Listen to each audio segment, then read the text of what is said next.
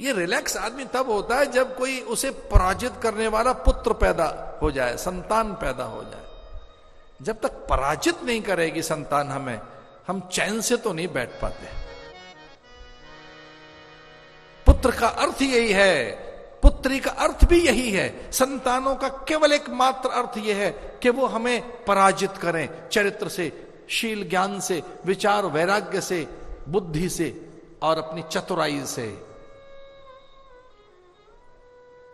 इस धरती पर व्यक्ति सबको जीत लेना चाहता है, हम किसी से हारना नहीं चाहते, कभी नहीं किसी से।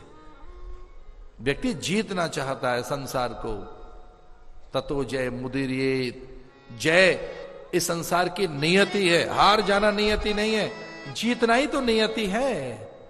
प्रत्येक परिस्थिति में हम जयी हों, जीत लें दुनिया को। और ये स्पर्धा रहनी चाहिए। और स्पर्धा नहीं है फिर मिट्टी के माधो हैं आप। कोई स्पर्धा नहीं है, कोई दौड़ नहीं है, कोई रेस नहीं है।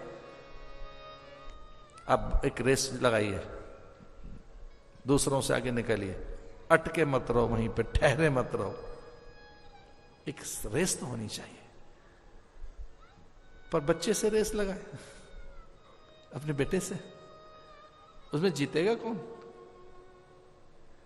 और हां, ऐसा होता है, एक पता नहीं, ये पिता को चुपके से एक भीतर में बात रहती है, पुत्री से जीतना हारना चाहती है मां हारना चाहती है, अन्य स्त्रियों से नहीं, बेटी से। और जब तक वो बेटी अपने चरित्र से, अपनी पवित्रता से, ज्ञान से, बौद्धिकता से, अपनी किसी भी श्रेष्ठता से जब तक मां को ये आश्वस्त नहीं कर देती कि मां मैं वैसी हूं जैसा तू चाहती है, और भी थोड़ी सवाई, तो मां निश्चिंत हो जाती है। हाँ बेटी मेरी ठीक है, बेटा मेरा ठीक है, पुत्र ठीक है।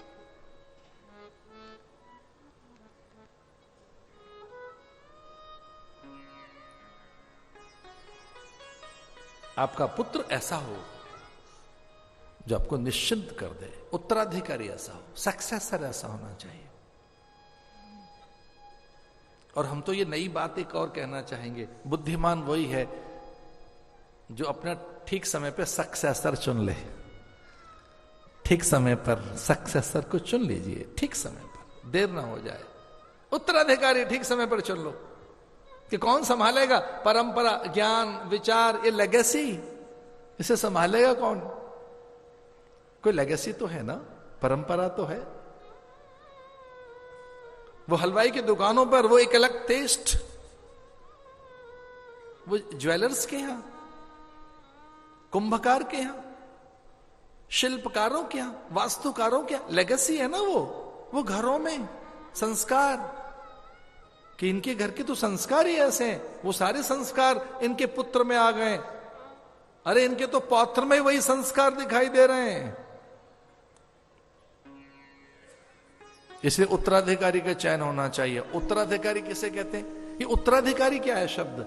उत्तरावस्था में कोई अधिकारी प्रकट हो जाए, उत्तराधिकार यानी कोई पात्र प्राप्त हो जाए, कोई अधिकारी प्राप्त हो जाए, कोई ऐसा योग्य व्यक्ति प्राप्त हो जाए जो उत्तरावस्था के भय से हमें दूर कर दे।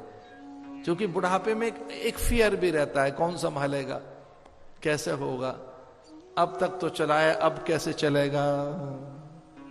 लेकिन कोई आपके ही सामने और अच्छा करने लगे, आपके स्वप्नों को साकार कर दे, आपकी योजनाओं को विस्तार दे दे, आपके सिद्धांतों की रक्षा करे और पूरी परंपरा को और अधिक वो प्रगाढ़ कर दे,